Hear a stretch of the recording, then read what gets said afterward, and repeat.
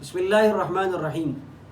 شب قدر کی راتیں ہیں اور ساتھی صلاۃ التسبیح کے طریقے کے حوالے سے پوچھ رہے ہیں۔ یاد رکھیں یہ وہ نماز ہے جس کے بارے میں اللہ کے نبی نے اپنے چچا حضرت عباس سے فرمایا کہ میں آپ کو ایسا تحفہ دیتا ہوں جس سے آپ کے 10 قسم کے گناہوں کو اللہ تعالیٰ معاف فرما دیں گے۔ گناہوں کی معافی در حقیقت صحابہ کرام تو جنتی لوگ تھے، لیکن یہ عمل ہم تک پہنچانا تھا، اس لیے آپ علیہ الصلاۃ والسلام نے یہ جملہ ارشاد فرمایا۔ اب صلاۃ التسبیح 4 رکعت پر مشتمل نماز ہے۔ 300 عدد اس 4 رکعتوں میں ایک تسبیح کا پورا کرنا ہے۔ وہ تسبیح کیا ہے؟ سبحان اللہ والحمد للہ ولا الہ الا اللہ واللہ اکبر۔ یہ تسبیح جو ہے ہر رکعت میں 75 دفعہ پڑھنی ہے۔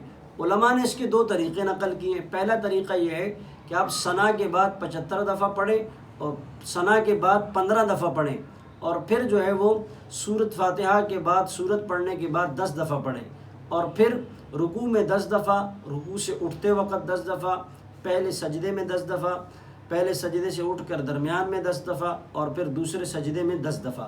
جب آپ رکوع سے پہلے 25 دفعہ پڑھیں گے تو آپ کو دوسرے سجدے سے اٹھنے کے بعد ڈائریکٹ کھڑے ہو جائیں۔ اور اگر بالفرض والمحال آپ نے جو ہے ثنا کے بعد 15 دفعہ نہیں پڑھی اور آپ سورہ فاتحہ اور سورت کے بعد 15 دفعہ اس تسبیح کو پڑھ رہے ہیں، تو دوسرا سجدہ مکمل کرنے کے بعد آپ کو اٹھنا نہیں ہے، بلکہ آپ نے بیٹھنا ہے، 10 دفعہ اس تسبیح کو پڑھنا ہے اور پھر کھڑے ہونا ہے۔ خلاصہ اس تسبیح کے طریقے کا دوبارہ سمجھ لیں۔ 300 مرتبہ 4 رکعت میں اس تسبیح کو پڑھنا ہے۔ سبحان اللہ والحمد للہ ولا الہ الا اللہ واللہ اکبر۔ ایک رکعت میں 75 دفعہ، 2 رکعت میں دوسری رکعت میں بھی 75، اس طرح 2 رکعتوں میں 150 اور پھر 2 رکعتوں میں 150، یہ 300 بنیں گے۔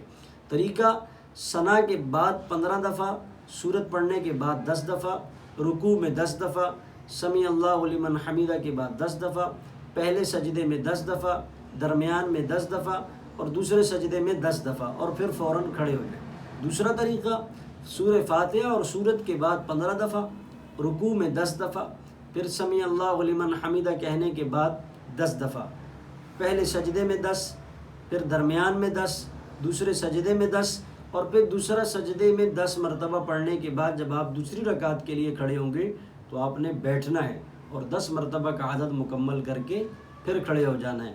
اور اگر اس تسبیح میں دوران تلاوت کوئی کمی بیشی ہو جائے تو اس کو اگلے رکن میں پورا کیا جا سکتا ہے۔ تو یہ وہ تسبیح ہے جو 300 مرتبہ پڑھنے سے صلاۃ التسبیح کی نماز مکمل ہوگی۔ اس کے بے شمار فائدے ہیں۔ حضور نے فرمایا اگر ہو سکے تو روزانہ پڑھو، اگر ہو سکے تو کم از کم آپ جو ہے وہ ہفتے میں 1 دفعہ، ہفتے میں نہیں پڑھ سکتے مہینے میں نہیں پڑھ سکتے سال میں 1 دفعہ، سال میں نہیں پڑھ سکتے کم از کم زندگی میں 1 دفعہ پڑھ لینی چاہیے۔ رمضان المبارک کی قیمتی راتیں اور بالخصوص چند طاق راتیں باقی ہیں۔ اللہ تعالیٰ ہمیں اس پر عمل کی توفیق نصیب فرمائے۔